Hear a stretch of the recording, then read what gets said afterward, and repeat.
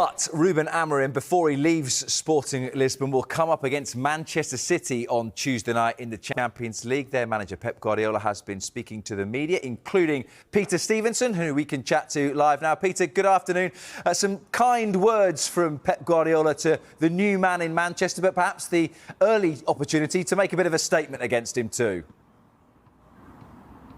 Yeah, I mean, just a fascinating way that these fixtures come up, isn't it? And Guardiola has seen off a few Manchester United managers in his time here since 2016, but now the Ruben-Pep rivalry is all set to start. It should have started, of course, in mid-December with the Manchester derby, but because of this lovely fixture that's cropped up between Sporting Lisbon and Manchester City on Tuesday, both these two will come eye to eye. 14 years between them.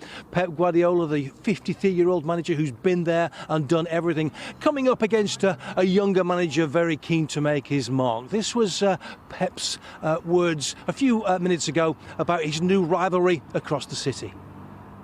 Welcome to United, to England, and I congratulate him. And next Tuesday we face each other as a team 2 or 3 seasons ago in Champions League. So yeah, welcome. He has a good reputation. He's a little younger than you.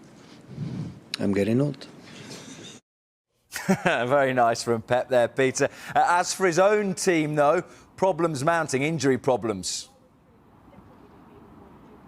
Yeah, huge injuries, and you can tell when a manager is reluctant to be specific that he really didn't seem to have any solid idea about who might be playing tomorrow. The figures being bandied around earlier today were that he's only got 13 fully established international players to choose from, which isn't a bad choice, let's face it. But the fact about whether the other sort of 6, 7, 8 players who are all on the injury list at the moment will make it remains to be seen. It really depends, I think, on what happens overnight. A number of players in the balance right up until kick-off, you would imagine. The problem for Guardiola, of course, is that not only has he got the trip to Bournemouth, then the trip to Lisbon, but also then after that, the following weekend to Brighton. So 3 away games on the bounce. Let's hear what he has to say about the injury problems. I have many doubts. Players cannot come.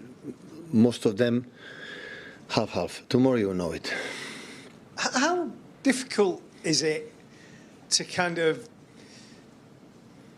like work your way through these matches? Because a lot of people will look at your squad and not have a lot of sympathy, given you're not top of the Premier League and you have all these great players. Are you sure that people have no sympathy to be top of the league? Other people. All right, surprise.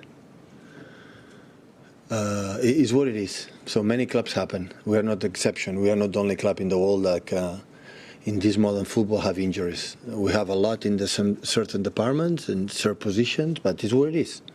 So I'm pretty sure, like I've said many times to the team, guys, try to don't feel sorry for ourselves. It's what it is.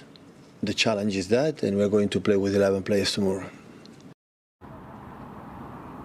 So a busy time at the moment for the Manchester City medical team.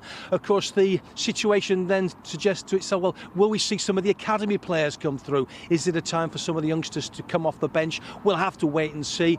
The other slightly more longer-term prospect, does it mean Manchester City come January will be tempted to do a bit of business in the window? Rob, we'll have to wait and see.